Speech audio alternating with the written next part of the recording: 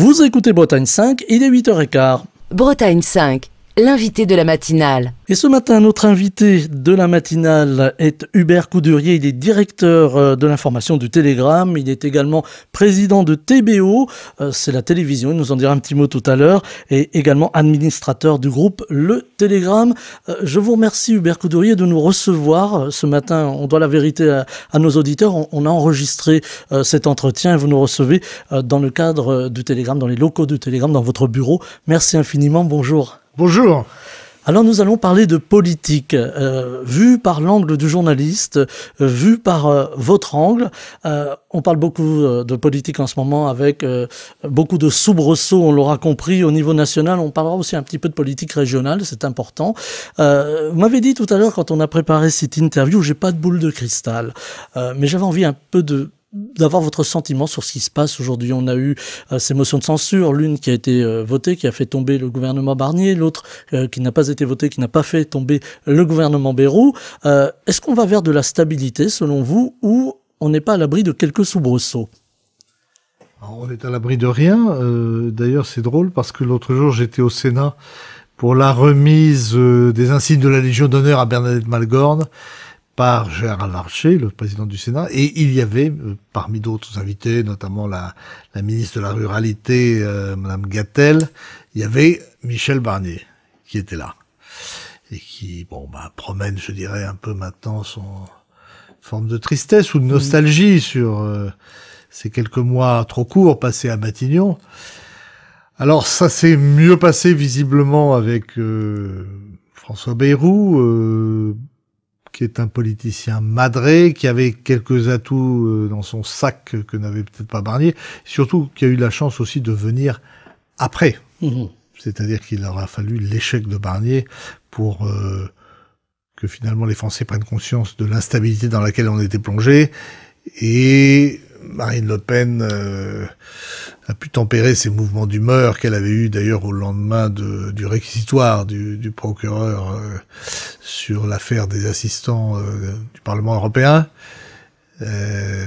Donc en plus, Bayrou avait a entretenu avec elle des bonnes relations tout au cours des dernières décennies, puisque c'est lui qui lui a permis d'avoir à une certaine élection, je ne sais plus laquelle, les signatures qui lui manquaient.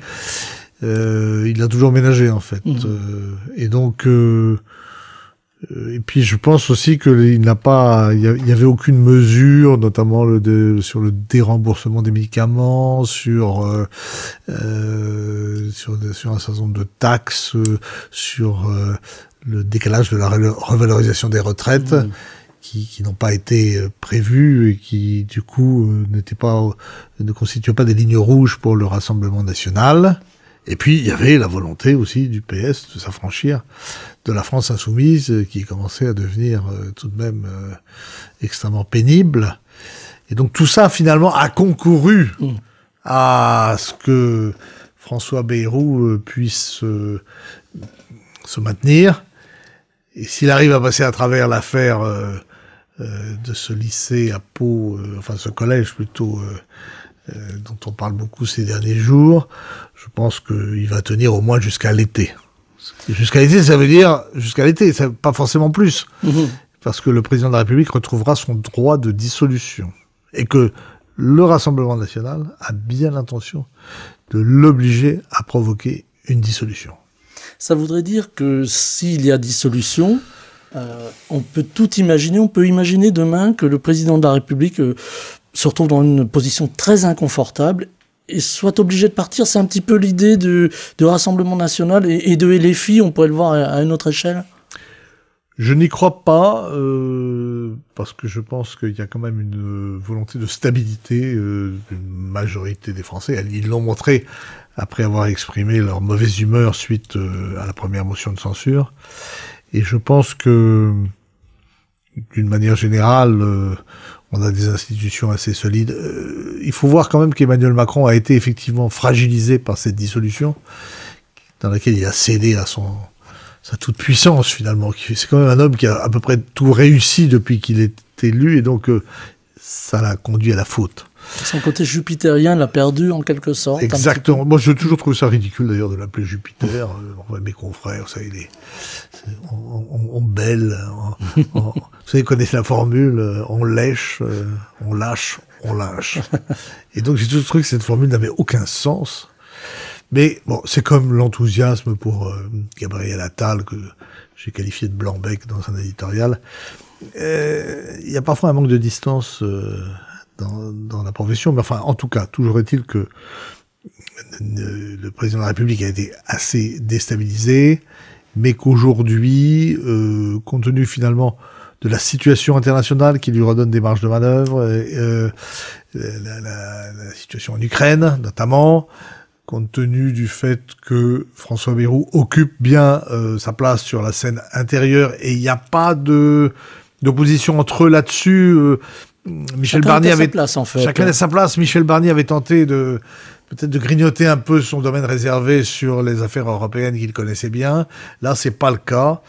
Et puis finalement, le fait que Bayrou se soit imposé à lui en manquant, enfin, il l'a menacé même carrément. Enfin ça.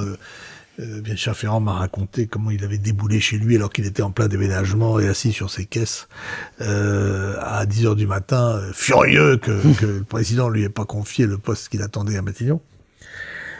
Je pense que le fait qu'il se soit imposé lui donne de la crédibilité et accrédite l'idée d'une cohabitation. Pas totale, mais c'est peut-être plus facile finalement aujourd'hui pour Macron de profiter de la situation dès lors que il y a une certaine distance avec son Premier ministre dont on sait qu'en fait, il s'entend pas si mal avec lui. Voilà, il y a quand même entre les deux hommes des rapports plutôt, on va dire, cordiaux. Bayrou l'a quand même fait élire. Bayrou, il a planté Sarkozy, il a appelé à voter Hollande et il a fait élire Macron. Alors justement, du côté du Parti socialiste, on a vu François Hollande qui avait appelé à ne pas voter la dernière motion de censure. On a entendu Lionel Jospin qui est sorti de sa réserve aussi en marge de la vie politique, comme l'on sait. Et on a quand même eu, je crois, c'est 8 députés socialistes ou 6 députés socialistes qui ont voté la motion de censure. Donc voilà. La dernière. Voilà, la dernière. Hein, on parle de la dernière. Oui. Et cette séparation de fait, j'allais presque dire de corps, avec LFI. Est-ce que c'est la fin de l'union de la gauche aujourd'hui ? C'est la fin de l'union de la gauche versus Nouveau Front Populaire. Oui, visiblement, cette situation était devenue insupportable. Et il y avait une divergence totale entre les vues des uns et des autres. C'est clair qu'aujourd'hui, on peut pas faire... il est possible que la fin du macronisme remette en selle les deux partis traditionnels du gouvernement, qui vont d'ailleurs tenir le congrès dans les prochains mois, puisque vous allez avoir l'affrontement entre Laurent Wauquiez et Bruno Retailleau pour les Républicains, et un affrontement donc pour le congrès du Parti Socialiste où Olivier Faure va essayer de sauver la mise. Et c'est d'ailleurs pour ça qu'il a rompu avec la France Insoumise, qui donnait quand même, il faut bien, sans être trop critique, un spectacle assez pathétique à l'Assemblée, et qui s'inscrit dans une culture du chaos, et pas du tout dans cette culture de gouvernement que les socialistes ont chèrement acquise, au prix d'un certain nombre de reniements qui leur ont coûté cher, mais le tournement de la rigueur en 83, ensuite il y a eu la période Jospin qui était une période plutôt faste pour la gauche puisque à l'époque la croissance était forte, et puis il y a eu cette politique de l'offre qui a quand même été décrétée par Hollande et ensuite suivie par Macron, qui en a tiré en fait un bénéfice évident en termes de résultats sur le chômage, ce qui n'a pas été le cas de Hollande. Il est évident que on va peut-être voir ces deux partis qui ont été très fragilisés par leur dernier score au présidentiel. Rappelons Anne Hidalgo, 1,7%, Valérie Pécresse, 4,8%, je crois. Donc, on va peut-être voir ces deux partis de gouvernement revenir, sinon aux affaires, du moins reprendre du poil de la bête et permettre de recréer les conditions d'une alternance dont je pense personnellement qu'elle est quand même la plus saine sur le plan démocratique, parce que c'est aussi cette prétention de Macron à occuper le centre, à dissoudre là aussi le rapport classique entre la droite et la gauche, qui a favorisé la montée des extrêmes. Avec justement la montée de l'extrême droite, ou en tout cas du Rassemblement national, avec une nouvelle figure, celle de Jordan Bardella. Est-ce que, là aussi, la page Le Pen se tourne peu à peu? Est-ce que vous avez le sentiment que, peu à peu, j'allais presque dire place aux jeunes, c'est peut-être un peu rude, mais est-ce qu'il y a une page qui se tourne, là aussi, après le décès du patriarche aussi de Jean-Marie Le Pen? La page est évidemment tournée avec sa mort, mais la dynastie continue. Donc on va voir ce que décidera le tribunal le 31 mars prochain, puisque la vraie question, c'est non pas qu'elle soit condamnée, puisqu'elle le sera, mais c'est de savoir s'ils vont lui appliquer l'exécution provisoire en risquant de l'empêcher de se présenter à l'élection présidentielle. Et ça, c'est extrêmement important parce que malgré tout, qu'on aime ou qu'on le déteste, le Rassemblement national représente aujourd'hui 11 millions de voix, et ce serait un véritable déni démocratique de l'empêcher de se présenter. Alors, différents scénarios alternatifs ont été envisagés. On a dit qu'elle pourrait éventuellement, si une dissolution était décidée, et si le Rassemblement national réussissait cette fois à surmonter le Front républicain qui s'est opposé à lui la dernière fois, et donc à obtenir une majorité, on a dit qu'elle pourrait, elle, et non pas Bardella, ce qu'elle a réfuté ensuite, aller à Matignon. Bon, je pense pas que ce soit un très bon scénario pour Marine Le Pen, mais en tout cas, ça fait partie des hypothèses, mais le fait qu'elle ne puisse pas être candidate à l'élection présidentielle serait sans doute vécu comme un grand scandale démocratique. Donc on verra ce que décident les juges. Avec aussi, aujourd'hui, on le voit, une grande progression de ce qu'on appelle le populisme, ou plus clairement l'extrême droite. On le voit avec l'AfD en Allemagne. On a vu une forme d'ingérence des États-Unis. Ça va nous amener à parler de Donald Trump quand même. Les élections en Allemagne qui avaient lieu ce week-end, voilà, je le rappelle. Voilà. Hein. Et donc, est-ce que la coalition va pouvoir se faire? Est-ce que on va arriver à, je veux dire, dégager une majorité? Et si vraiment le pays basculait à l'extrême droite, ce qu'on entend beaucoup... En Allemagne, est-ce que ça peut, j'allais presque dire, donner des idées à d'autres pays européens? On voit que ça bouge beaucoup en Roumanie aussi, et pourquoi pas en France? Si vous voulez, le principal enseignement, d'abord, c'est l'élection de Donald Trump. C'est les conséquences de son élection, c'est le discours qu'est venu tenir son vice-président J.D. Vance à la conférence de Munich, dans lequel il a dit en gros aux Européens, maintenant débrouillez-vous pour sécuriser la frontière ukrainienne. En tout cas, nous, on arrête d'aider et de financer les Ukrainiens. Ce qui oblige, comme on l'a vu en début de semaine dernière, les Européens à se mobiliser sous la houlette du président Macron, en tout cas les États les plus forts et qui ont une défense vraiment conséquente, que ce soit la France et l'Allemagne et la Grande-Bretagne, puissance nucléaire, et aussi la Pologne, qui a aujourd'hui atteint 5 points de PIB pour son effort de défense, ce qui oblige les Européens à prendre leur destin en main et à essayer de faire sans les Américains. Et peut-être aussi, peut-être pas sans l'Alliance Atlantique, l'OTAN, mais en tout cas... Il faudra payer finalement, c'est ce que dit voilà, Trump. Donc, c'est déjà le changement le plus important. Ensuite, il y a le fait que, si vous voulez, Donald Trump, dans son discours, la volonté d'annexion du Groenland, même du Canada, du canal de Panama et tout ça, il agit finalement comme le font les dictateurs, c'est-à-dire en clair Xi Jinping et puis surtout Poutine dans la période actuelle. Et donc ils légitiment leur volonté de conquête, que ce soit sur Taïwan pour les Chinois, que ce soit sur le Donbass et la Crimée pour... il fait fi de toutes les règles du droit international qui ont été forgées depuis la fin de la guerre. Et c'est un jeu dangereux. C'est extrêmement préoccupant parce que nous étions fondés sur une forme d'abord de consensus sur des règles internationales, avec une sorte de parrain qui était les États-Unis, qui était quand même notre protecteur. Et on a un peu le sentiment que ça soit à travers ces volontés annexionnistes, même si on sait très bien que Trump en dit plus qu'il n'en fait, et qu'il y a une volonté de bargaining, c'est-à-dire de négociation par la menace. Mais il y a aussi toutes les règles commerciales et le retour au protectionnisme qu'il semble vouloir impulser. On a un peu l'impression d'un monde qui change, dont les règles ne sont plus les mêmes. Et donc, ça me paraît quand même la principale inquiétude avant même d'essayer de scruter la progression des forces néoconservatrices ou extrémistes de droite en Europe et la mise en place du petit théâtre antifasciste à la française tel que nous l'aimons bien.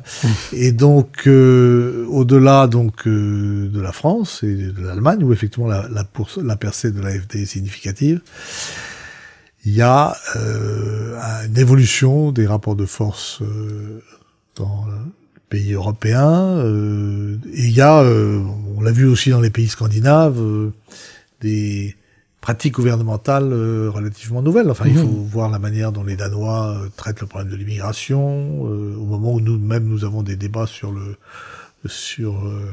l'instauration du droit du sol. Donc, il y a à la fois des figures nouvelles en Europe que sont Viktor Orbán, le Hongrois, ou Giorgia Meloni, l'Italienne, qui sont d'ailleurs très proches de Donald Trump, dont ils sont les ambassadeurs en Europe. Et puis, il y a effectivement le fait que des coalitions, incluant ou non des forces populistes, sont en train de prendre le pouvoir et de s'opposer à la social-démocratie traditionnelle. C'est d'ailleurs pas toujours... si vous voulez, l'arrivée des populistes au pouvoir, elle est jamais non plus figée dans le bronze. Enfin, on a vu en Amérique latine, on a vu Bolsonaro qui finalement n'a pas empêché le retour de Lula. En Pologne, on a vu aussi le retour de Donald Tusk après le PiS des frères. Oui, voilà. Alors leur nom m'échappe. Oui, non, mais bon, voilà. Donc, si vous voulez, c'est une espèce de nouvelle grille des rapports de force. En France, il est certain que aujourd'hui, Marine Le Pen, surtout si la droite nous rejoue un combat des chefs qu'elle a déjà joué avec peu de succès, en France, il est clair que Marine Le Pen est proche du pouvoir. Oui, elle pourrait l'emporter. Aujourd'hui, on a une grande crainte essentiellement j'allais dire, du côté gauche de l'échiquier politique, de voir une mise sous tutelle des réseaux sociaux, un petit peu comme on le voit aux États-Unis, hein, avec le fameux réseau social X d'Elon Musk, d'une transparence totale entre les informations vérifiées, recoupées, et des fake news, comme l'on dit, de fausses informations. Est-ce que là, aujourd'hui, là, c'est plus aux journalistes que je m'adresse, est-ce qu'il y a une inquiétude aujourd'hui, finalement, de voir les réseaux sociaux justement jouer ce rôle politique qu'ils n'avaient pas jusqu'à présent, ou en tout cas ils étaient qu'une caisse de résonance, mais vraiment interférer aujourd'hui dans notre vie de tous les jours, dans nos démocraties, est-ce qu'aujourd'hui il y a cette inquiétude-là, ou est-ce que là aussi il y aura une barrière naturelle qui se fera? Oui, il y a une inquiétude, en tout cas pour le monde des médias, puisque, à deux niveaux d'abord, c'est une révolution culturelle dans le monde des médias, puisque, si vous voulez, traditionnellement, il y avait une presse institutionnelle, il y avait les journaux parisiens, Le Monde, Libération, Le Figaro, Les Échos, et puis il y avait la presse de province. Et en Bretagne, deux quotidiens. Et maintenant, vous avez tout un pan de la société qui s'alimente dans les réseaux sociaux, avec où on relève le meilleur comme le pire, c'est-à-dire à la fois une démocratisation du système, il faut bien le reconnaître, mais aussi une médiocratisation, puisque ça tire aussi beaucoup vers le bas et que il y a pas mal de fake news qui sont lancées sur ces réseaux sociaux sans pouvoir toujours les démentir assez vite. Et donc c'est une inquiétude parce que d'abord les GAFA, donc c'est-à-dire les GAFA, il faut pour nos auditeurs rappeler ce que c'est. Enfin, c'est Apple, Google, Facebook, Amazon, Google, Amazon, etc. Tous ces énormes groupes pompent énormément de recettes publicitaires qui allaient vers la presse traditionnelle. Donc ça modifie l'équilibre des entreprises de presse. Et puis, ils ont aujourd'hui une position dominante qui fait qu'ils sont extrêmement influents, et notamment au plus près du président américain par la voix d'Elon Musk. Et donc, pour nous, c'est un sujet de préoccupation et de positionnement. Nos confrères américains, eux, voient à quel point leurs accès peuvent être réduits à la Maison-Blanche, notamment l'agence Associated Press qui a refusé de renommer le golfe du Mexique golfe de l'Amérique, c'est complètement délirant. Il y a aussi, on a introduit, dans le staff de la Maison-Blanche, le bureau de presse de la Maison-Blanche, des tas d'influenceurs, de podcasteurs, c'est la bande à neuneux qui débarque, mais qui du coup fragilise la position des éditorialistes et des journalistes, disons, sérieux. Et on n'en est pas là encore en France, mais il est certain que ça peut arriver, parce que ce qui se passe en Amérique finit toujours par arriver chez nous. Voilà, donc il faut rester vigilant, finalement. Faut être vigilant, et puis il faut être... il faut aussi se battre. Nous avons décidé de ne pas quitter X, contrairement à certains de nos confrères qui ont pris des positions un peu outragées et morales. Nous, on considère qu'il faut se battre là où ça se passe. Donc sur X, on continue à délivrer une information que l'on espère de qualité, et on ne se laisse pas intimider par... la fuite n'est jamais une bonne solution. Faut résister. Il faut résister, il faut affronter. Il nous reste 7 petites minutes, Hubert Couderier. J'avais envie de vous entendre aussi sur la politique régionale, parce que là aussi, beaucoup de choses bougent. On a vu Loïc Chénez-Gérard faire évoluer sa majorité. On a vu certains macronistes revenir au sein de la majorité régionale. Là encore, vous allez me dire, je n'ai pas de boule de cristal, mais est-ce que on peut imaginer que dans les mois qui viennent, alors on a encore un petit peu le temps avant les élections régionales, mais on aura les municipales entre-temps, ça peut être aussi une certaine photographie du paysage politique breton, là aussi avec l'extrême droite qui progresse beaucoup. Est-ce que on peut s'attendre à beaucoup de changements à la tête de la région si on voit un petit peu ce qui se passe au niveau national? Est-ce que ça peut, en gros, être une forme de transposition ou pas du tout? D'abord, il faut reconnaître que les pouvoirs de la région sont modestes par rapport à ceux de l'État. D'ailleurs, on voit bien que quand l'État coupe le robinet, c'est compliqué pour les collectivités locales, que ce soit la région et surtout les départements, qui ont été privés d'une partie de leurs ressources.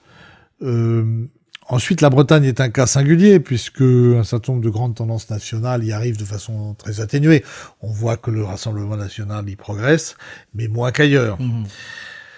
Ensuite, Loïc Chénez-Girard, il s'est installé dans son rôle de président, il a réussi à faire éclater la coalition écologiste qui le défiait. Il avait une majorité relative, il a une majorité réelle aujourd'hui. Il a quand même réussi à résister finalement au macronisme. Il n'a jamais voulu... il s'est à la fois éloigné du PS et pour y revenir. Et il n'a jamais cédé aux sirènes du macronisme. C'est un résistant chez les Girard. On ne sait pas toujours où il est, mais il est jamais là où on voudrait qu'il soit en tout cas. Un esprit libre finalement. Oui, sans doute, et méfiant. C'est quelqu'un de méfiant et qui essaie de bien faire au poste où il est avec les compétences qui lui sont données, et qui, je pense, aujourd'hui aimerait peut-être passer en division 1, devenir ministre, mais ça va dépendre de la suite. Alors, on parlait de la progression du Rassemblement national, on voit qu'il y a une fracture en Bretagne aussi, cette fracture entre les villes, les grandes métropoles, Brest, Rennes, Lorient, et Nantes, si on rajoute la Bretagne historique. Là, j'anticipe un peu, mais on voit cette fracture entre ces grandes métropoles et les villes moyennes ou encore les campagnes. Ça fait des décennies qu'on en parle, de cette fracture. Voilà, alors, moi, je suis content de deux choses. D'abord, c'est que nous étions peu implantés à Rennes il y a encore quelques décennies. Nous avions un correspondant pour le Télégramme. Aujourd'hui, nous avons un vrai bureau avec une douzaine de journalistes à travers le Télégramme et le Mensuel de Rennes, qui est un excellent mensuel qui donne souvent un peu d'urticaire à nos concurrents parce qu'il sort des affaires. Et donc, on a une vraie influence rennaise, qui n'était pas le cas avant. Et par ailleurs, je constate que Brest, où nous sommes dominants, parce qu'il faut bien reconnaître que par rapport à Ouest-France, pour ne pas les citer, nous sommes à 50-50. En Bretagne, ils sont plutôt dominants en Ille-et-Vilaine et nous dans le Finistère. Eh bien, je pense qu'aujourd'hui, on a réussi à progresser en termes de qualité, de reconnaissance, d'identité, et que finalement, cette concurrence elle a des aspects bénéfiques pour tout le monde, parce vous avez des journaux de qualité dans l'Ouest. C'est plutôt une bonne chose. C'est pas le cas dans toute la France. Voilà, justement, deux quotidiens, c'est assez rare pour une région, alors telle que la Bretagne en l'occurrence, deux quotidiens de qualité. Et on voit que c'est finalement bénéfique. J'allais dire l'information s'en sort grandie. Je sais pas si on peut le dire comme ça. Oui, et puis surtout l'information, elle est multiforme maintenant, puisque on s'est tous beaucoup développé sur le numérique, sur le web. On a aujourd'hui, nous, une appli qui touche à peu près 400 à 500 000 personnes. Enfin, donc, si vous voulez, au-delà des frontières ce qu'on appelle le print, c'est-à-dire l'écrit, on a aussi une ambition sur la vidéo. Donc, on a TBO, TB Sud. Voilà, vous êtes diversifié dans la télévision, finalement. Voilà, on a maintenant le journal télévisé qui est fait au siège du journal à Morlaix. Et donc, si vous voulez, il y a de nouveaux espaces de conquête qui s'offrent à nous.